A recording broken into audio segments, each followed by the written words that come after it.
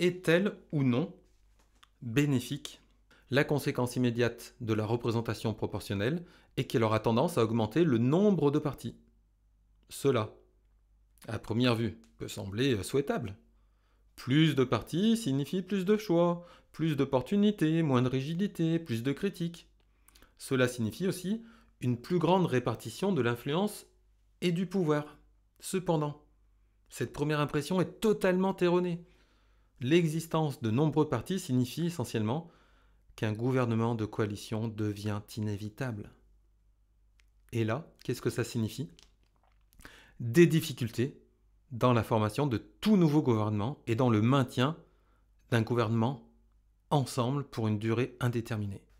Et donc, s'il y a des coalitions, eh bien, il y aura moins de critiques, puisqu'il y a des partis opposés qui vont travailler avec le parti principal.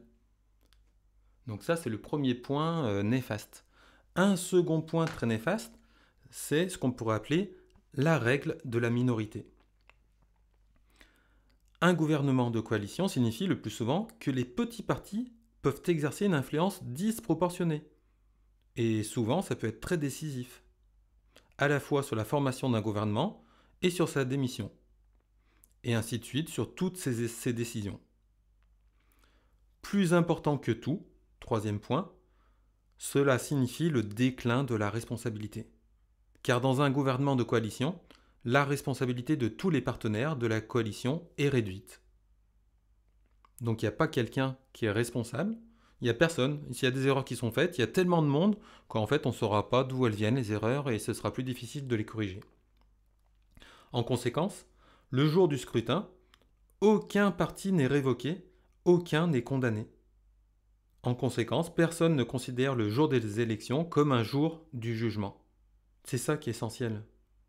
Une élection, c'est pas qu'on va choisir quelqu'un, c'est qu'on va juger aussi ceux qui ont gouverné pendant un certain temps.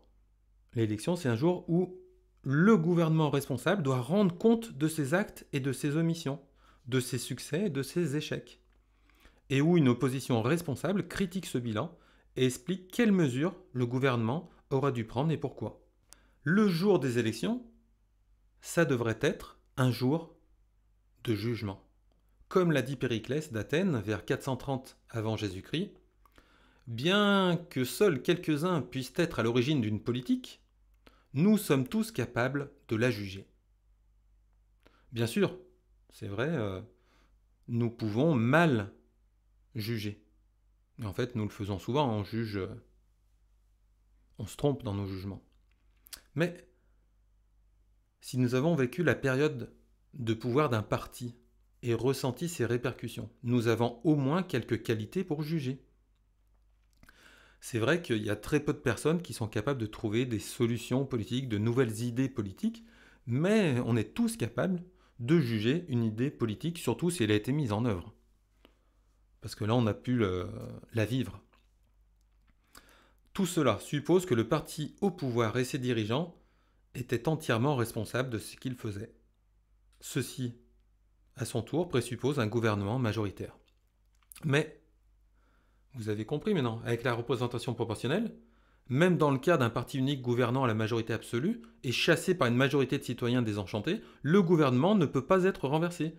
Il chercherait plutôt le plus petit parti assez fort pour continuer à gouverner avec son aide. D'ailleurs, c'est ce qu'on a vu pendant 15 ans ou peut-être 20 ans, Angela Merkel a gouverné l'Allemagne. En théorie, en plus très éloigné de représenter la volonté du peuple. Pour conclure, nous allons défendre la vision d'un système bipartite par opposition à un système proportionnel.